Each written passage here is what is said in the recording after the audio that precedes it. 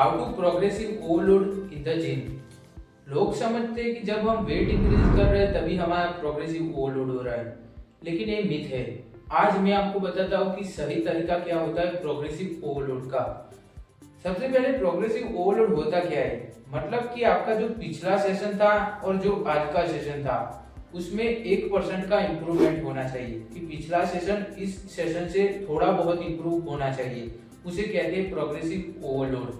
अभी ये progressive overload सिर्फ और सिर्फ वेट को लेके मैटर नहीं करता है कि आपने कितना वेट उठाया, वहां से प्रोग्रेसिव ओवरलोड नहीं होता है। तो सही तरीका क्या होता है प्रोग्रेसिव ओवरलोड का?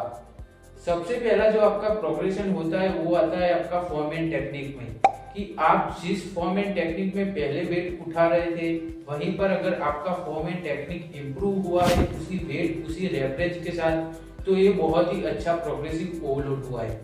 ये प्रोग्रेसिव ओवरलोड आपका 2 से 3 हफ्तों में होता है। सेकेंड प्रोग्रेसिव ओवरलोड आता है कि जब आपका फॉर्म एंड टेक्निक इंप्रूव हुआ उसके बाद थोड़े रेप्स इंक्रीज होते हैं। जैसे कि आप पर्टिकुलर वेट के साथ 10 रेप कर रहे थे तो अभी उसी पर्टिकुलर वेट के साथ उसी सही फॉर्म एंड टेक्निक में आप 12 रेप कर पा रहे हो। ये होता है प्रोग्रेसिव ओवरलोड सेकंड तरीका। थर्ड स्टेप होना चाहिए आपका टेम्पो इंक्रीज करना, कि जब आपके 12 रेप आ चुके अब आपको सही टेम्पो के साथ करना है। पहले अगर आपका टेम्पो 1-1 सेकंड का था तो अब वो बढ़ के 3-1 का होना चाहिए, मतलब 3 इसेंट्रिक एंड 1 कॉन्सेंट्रिक। अगर आपका टेम्पो इंक्रीज हो रहा है, आपका मूवमेंट स्लो डाउन हो रहा है, वो भी एक तरीका है प्रोग्रेसिव ओवरलोड करने का। फोर्थ प्रोग्रेसिव ओवरलोड में आता है बहुत सारी टेक्निक, जैसे बहुत सारे वेरिएशन होते हैं बहुत सारी एक्सरसाइज के। अगर आप वो वेरिएशन करना स्टार्ट करते हो तब भी आपका प्रोग्रेसिव ओवरलोड हो सकता है। फिफ्थ आता है आपका इंटेंसिटी इंक्रीज होना, कि आप पार्शियल रेप लगा रहे हो, सुपर सेट लगा रहे हो, ड्रॉप सेट लगा रहे हो। ये भी बहुत ही अच्छा तरीका होता है प्रोग्रेसिव ओवरलोड करने का, जिससे लॉन्ग रन में आपको बहुत ही अच्छे रिजल्ट मिलेंगे। और ये आखिर में सही तरीका है प्रोग्रेशन करना, कि आप आपके सेट में आखिरी में अगर पार्शियल रेप निकल रहे तो ये बहुत ही अच्छा तरीका है प्रोग्रेशन का, क्योंकि आने वाले 1 से 2 सेशन में आपका वेट इंक्रीज होने वाला है। सिक्स्थ नंबर पे अब आएगा हमारा वेट प्रोग्रेशन, क्योंकि आपका फॉर्म एंड टेक्निक सही हुआ है, आपका टेम्पो सही हुआ है, आपका रैंप रेंज भी सही हुआ है, तब जाके आपको एट द लास्ट अपने वेट को इंक्रीज करना है। मैंने देखा है लोग प्रोग्रेसिव ओवरलोड के नाम पे हर वीक अपना वेट बढ़ाते रहते और वही लोग फ्यूचर में इंजरी का शिकार होते हैं। मैं इतने सालों से कर रहा हूँ लेकिन मुझे इंजरी नहीं हुई। मैं बहुत सारे लोगों को भी जानता हूँ जिन्हें आज तक इंजरी नहीं हुई। उनका प्रोग्रेसिव ओवरलोड करने का तरीका बहुत सही है। अगर आप भी इसी सही तरीके से प्रोग्रेसिव ओवरलोड करोगे तो मैं आपको गारंटी देता हूँ कि आपको लाइफ में कभी इंजरी नहीं होगा। तो इंजरी से बचने के लिए ये तरीके होते हैं प्रोग्रेसिव ओवरलोड करने के। आप अपने सेट्स इंक्रीज कर सकते हैं, आप अपना वॉल्यूम इंक्रीज करके अपना प्रोग्रेसिव ओवरलोड कर सकते हैं। इनके साथ अगर आप फ्रीक्वेंसी में भी चेंज लाते हो, जैसे आप पहले ब्रो स्प्लिट यूज कर रहे थे अब पुश पुल लेग कर रहे हो, तो वो भी एक प्रोग्रेसिव ओवरलोड माना जा सकता है।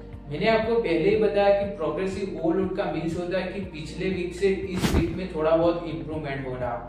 तो मैं आपको सजेस्ट करूंगा कि जो आपका वेट इंक्रीज होना चाहिए वो कम से कम 4 से 6 हफ्तों में इंक्रीज होना चाहिए। हर वीक आप वेट इंक्रीज नहीं कर सकते, लेकिन एज ए बिगिनर आपको ये एडवांटेज रहता है कि आप हर वीक थोड़ा वेट इंक्रीज कर सकते हैं। लेकिन जैसे जैसे टाइम बीतता जाता है वैसे ही आपका प्रोग्रेसिव ओवरलोड करने का स्पीड भी डिक्रीज होता है। अगर आप इंटरमीडिएट लेवल पे 8 से 10 हफ्तों में भी वेट इंक्रीज कर पा रहे हो तो ये बहुत ही अच्छा प्रोग्रेसिव ओवरलोड माना जा सकता है। तो ये था सही तरीका प्रोग्रेसिव ओवरलोड करने का। अगर आप इस तरीके से करोगे तो 100% आपको इंजरी नहीं होगा, लेकिन हमेशा आप वेट को इंक्रीज करने के पीछे भागोगे तो इंजरी भी हो सकता है और उससे जो आपने प्रोग्रेस किया था, मतलब आपको जिम से गैप लेना पड़ेगा, तो वो प्रोग्रेस आपका खराब हो जाएगा। तो आपको इंजरी न हो उसका पूरा फोकस करके प्रोग्रेसिव ओवरलोड करना है। और इस सही टेक्निक से आप प्रोग्रेसिव ओवरलोड करोगे तो आपका मसल मास इंक्रीज होगा, आपका स्ट्रेंथ इंक्रीज होगा और ओवरऑल आपका परफॉर्मेंस इंक्रीज देखने को मिलेगा। और एक प्रोग्रेसिव ओवरलोड तभी होता है जब आपका मसल मास इंक्रीज होता है, मतलब कि साइकोप्लाज्मिक हाइपरट्रॉफी या फंक्शनल हाइपरट्रॉफी। स्ट्रेंथ या मसल जब इंक्रीज होता है तभी आप प्रोग्रेसिव ओवरलोड कर रहे हो। अगर आपको जानना है कि आपका मसल मास और स्ट्रेंथ इंक्रीज हुआ है तो उसका इंडिकेटर है प्रोग्रेसिव ओवरलोड, कि आप प्रोग्रेसिव ओवरलोड कर पा रहे हो या नहीं कर पा रहे हो।